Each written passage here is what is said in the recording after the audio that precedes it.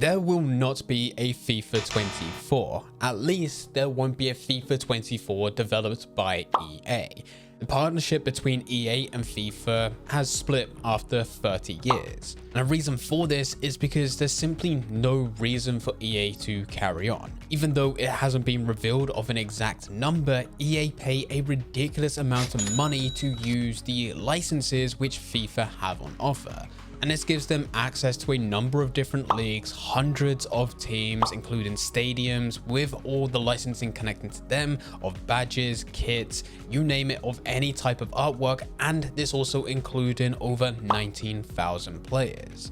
But the thing is, when this partnership was first created 30 years ago, since then, EA has continued to build up their relationships and get licensing on an individual level. They have licenses for the Premier League, La Liga, Serie A, Liga and Bundesliga. And because of this, they're now paying for what FIFA is offering for a bulk license, with this also being doubled up for individual licenses. So they made the decision that they're no longer going to carry on. This will save EA a lot of money because now they're paying for exactly what they had before, but without that extra expense of the name of FIFA. But that does mean that they can't use the FIFA name. That's why they're resorting to EA Sports FC, which is going to take some time to get used to. But because of this change, it forces EA to do things which are somewhat unthinkable.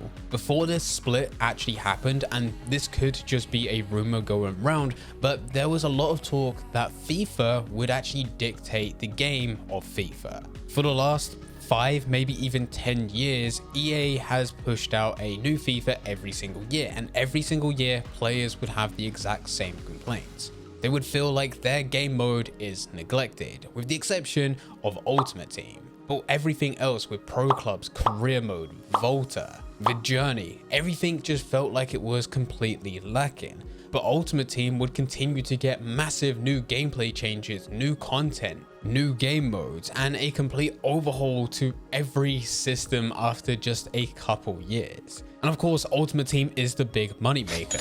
On top of EA just getting sales from selling FIFA as it is, they're also making a ton of money. In fact, they're making a majority of their money from the Ultimate Team store, where players would buy into FIFA points in hopes that they can use those FIFA points to open packs and get something good. It reportedly makes billions. But supposedly, according to this leak, that wasn't necessarily EA's plan.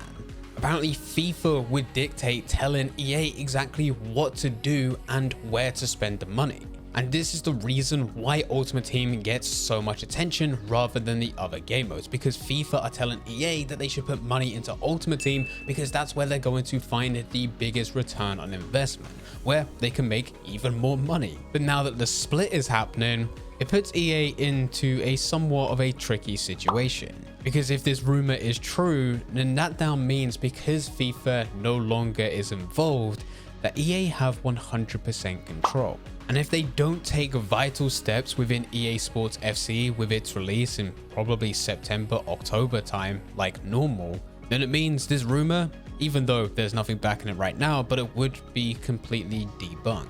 And EA would just be another money-grabbing corporation, which is how most people see them, just like what people see with FIFA. So in order for players to see EA Sports FC in a completely different limelight, EA needs to make some drastic changes, and the main one being that they need to update the game outside of just Ultimate Team itself. Really, all of these game modes need a complete overhaul. Ever since FIFA 13, FIFA 14, somewhere around there, EA has constantly pushed out pretty decent content to Ultimate Team every single year, but has delivered a fraction of that to the other game modes as part of FIFA. Really, if you're buying into FIFA outside of Ultimate Team, you're not really getting your money's worth. There's only been a few slight changes to the other game modes over the last 10 years. And really, EA needs to do something drastic in order for that perception to change. When you speak to other players within the community, most would say that Ultimate Team is not esports ready. But you know what has a much higher chance?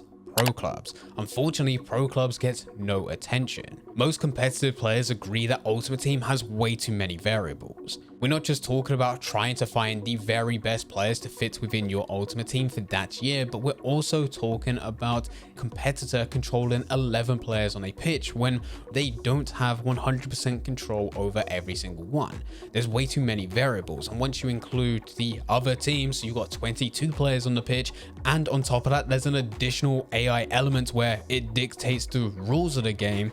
You end up relying way too heavily on AI, and if AI makes a mistake, which it oftenly does within FIFA, that can cost you the game. That can cost you a World Series tournament, which would give hundreds of thousands of dollars. And it comes down to the game being programmed that way. For a player to make a lunge when they're nowhere near the ball, to lunge and accidentally cause a foul, which may just happen to be within inside the penalty box despite you not even pressing a button. And it's fine in a lot of cases within Ultimate Team if you're just going through the weekend league. Yes, it's frustrating that you may have conceded a goal and you may have lost that game because of it, but at the end of the day, it's not your career. But from an esports point of view, if you're spending countless hours every week playing this game in preparation and that happens to cost you literally thousands of dollars, there's a reason to be frustrated with this game. But on the other side of this, you have pro clubs, and even though there's still an AI element, if you could get the right situation where you have 11 people controlling 11 players, each of them controlling just one player on the pitch, players see it more of an esports ready game. There's less variables and you're less dependent on AI to make decisions or force gameplay for you, because you can communicate with another player on your team to tell them exactly what to do and when to do it, so that you can strategically play around your opponent. Now, this is just one example, and it's an example done to the highest possible level. But unfortunately, pro clubs itself is not equipped for esports, even though we keep saying that is more appropriate for esports, because there's just no attention. There is next to no player base for it because there's been no content delivered to it. And if this rumor is true that FIFA dictates exactly what EA has to do within the game, of course, from their point of view, they're seeing no return on investment because players aren't playing, so therefore they're not going to deliver content, which just becomes a negative feedback loop. So with EA Sports FC, EA needs to take charge. They need to start pushing content to other game modes, at the very least to a similar level as what Ultimate Team has been getting over the last couple of years. Now, I do not have unrealistic expectations for them to make every single game mode amazing within the very first year, but at the very least there needs to be some improvements to the second and third most popular game mode within the game, this being pro clubs or even career mode. And that doesn't mean that they need to get pro clubs to the point of where it is esports ready like we were just discussing. With Ultimate Team, it took many years for them to gradually build up to this level, and it's going to be the exact same thing with pro clubs if they were to go into that direction. But what I'm saying is that they need to at the very least start pushing content to these games to make it more enjoyable for players to actually come through and actually want to go through that game mode, rather than just spend all of their time within Ultimate Team, and then they can start mapping out the future DLCs or the future updates that they're looking to provide in future EA Sports FCs. Because right now, with pro clubs getting a new leveling system, which by the way, pro clubs doesn't get a new leveling system, it just gets a shared leveling system which is connected to Volta, and then that becomes part of seasons. And likewise with career mode, the changes that game mode got just is not enough to keep players interested throughout the whole year. It's nothing too major when we come to differences compared from FIFA 22 to FIFA 23.